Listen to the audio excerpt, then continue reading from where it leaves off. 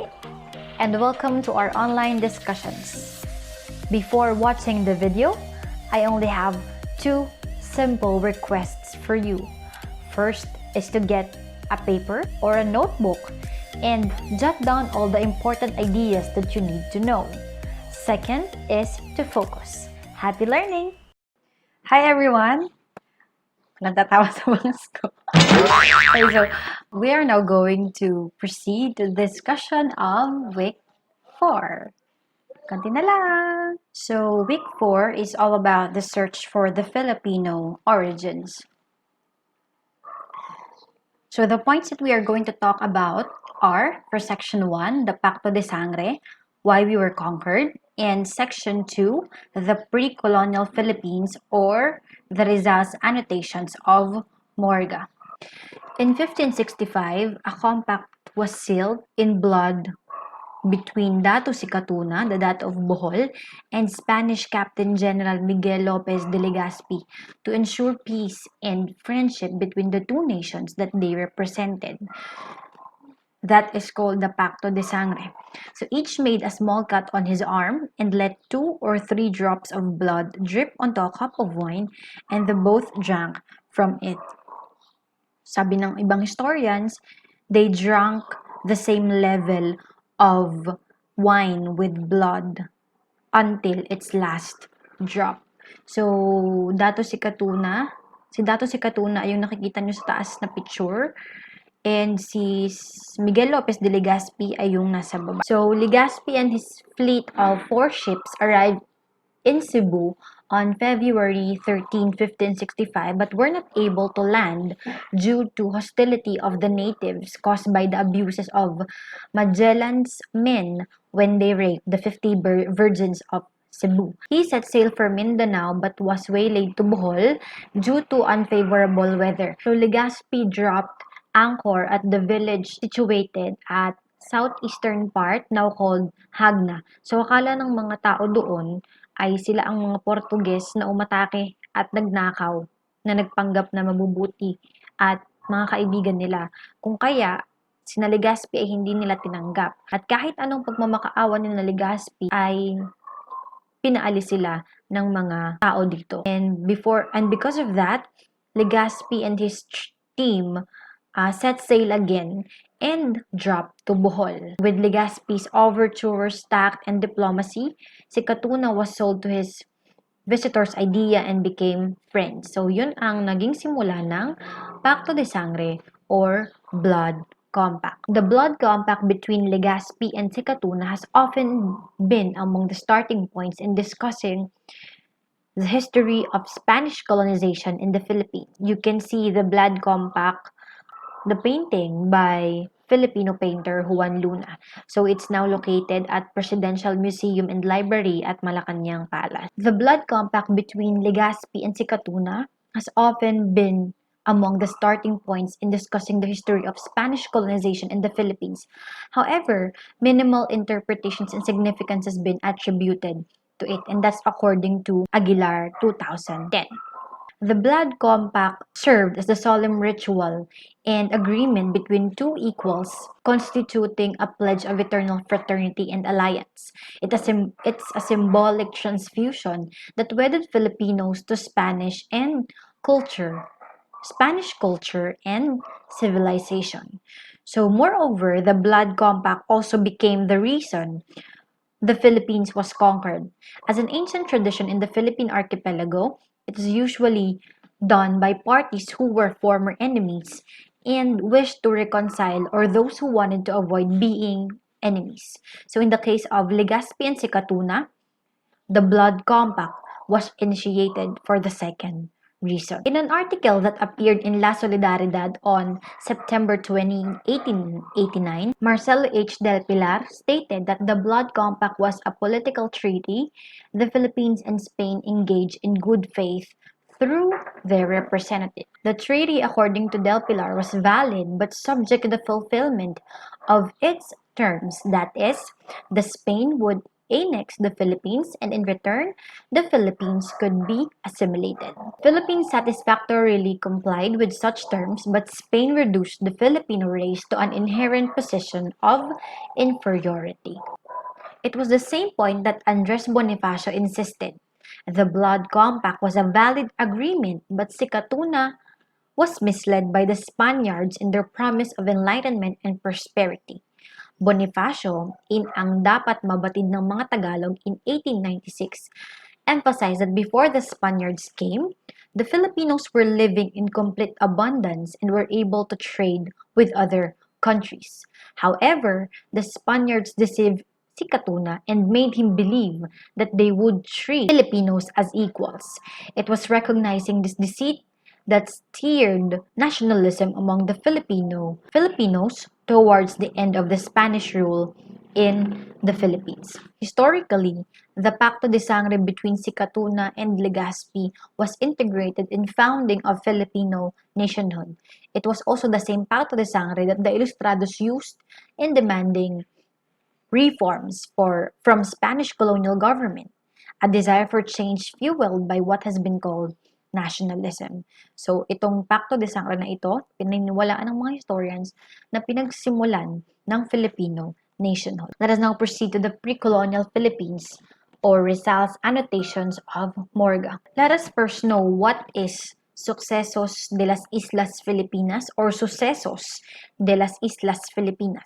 So this is one of the most important works on the early history of the Spanish colonization of the Philippines, published in Mexico in 1609 by Antonio de Morga. So the photo that you see in your screen is Antonio de Morga. He is a Spanish conquistador, a government official, and a historical anthropologist. So he wrote the first formal history of the Philippines conquest by Spain.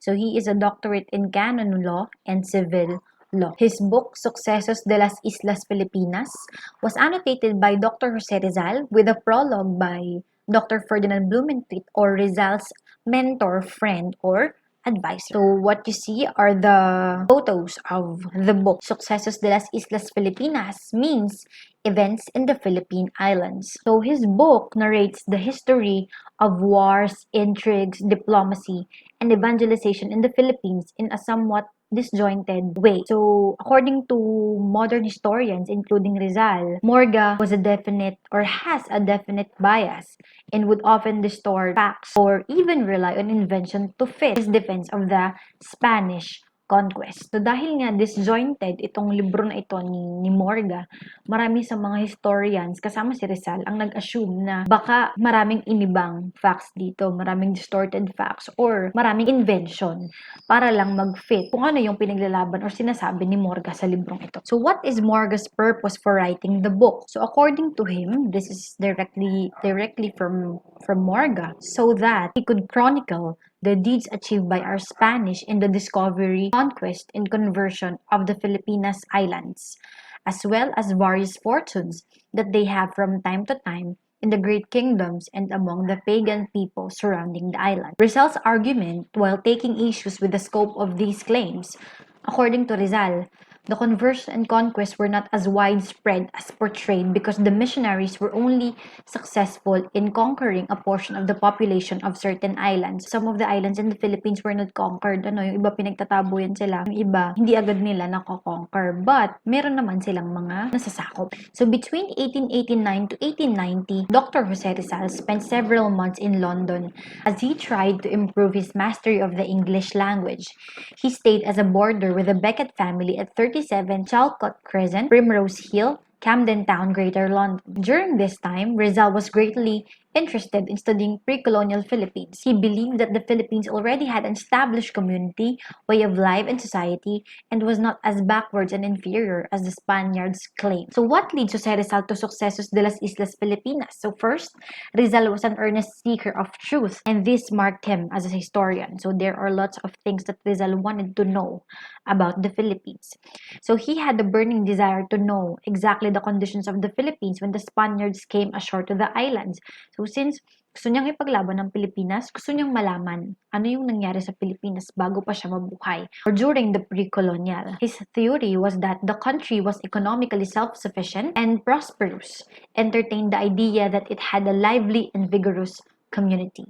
He also believed that the conquest of the Spaniards contributed in part to the decline of the country's rich tradition and culture. So, syempre, kaya nga gustong sakupin ng ibang bansa ang Pilipinas dahil sa rich tradition and culture ng Pilipinas. Gayon din ang yamang likas ng Pilipinas. He then decided to undertake the annotation of Antonio de Morga's Sucesos de las Islas Filipinas.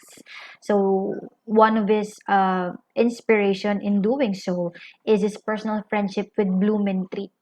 And of course, he devoted 4 months of research and writing and almost a year to get his manuscript published in Paris in January 1890. As such, through a letter of introduction from Reinhold Roche, the director of the India Office Library, Rizal was granted a reader's pass to the British Museum, where he stumbled upon Antonio de Morga's Sucesos de las Islas Filipinas, published in 1609. So since then, Rizal spent his entire stay in the city of London at the British Museums reading Rome. So he had extensive annotations wherein no less than 639 items or almost 2 annotations of every pages. So he commented on every statement that could be nuanced in Filipino cultural practices. So Rizal laboriously hand-copied the entire 351-page work while making annotations on every nuance in Filipino cultural practices that Morga wrote about and even on Morga's typographical errors. So, halos doble yung nagawang annotation ni Rizal. Ang page ng sinulat ni Morga ay 351 lang. Samantalang, ang annotation ni Rizal ay 639 pages. This is an example of how Rizal annotated the work of Morga.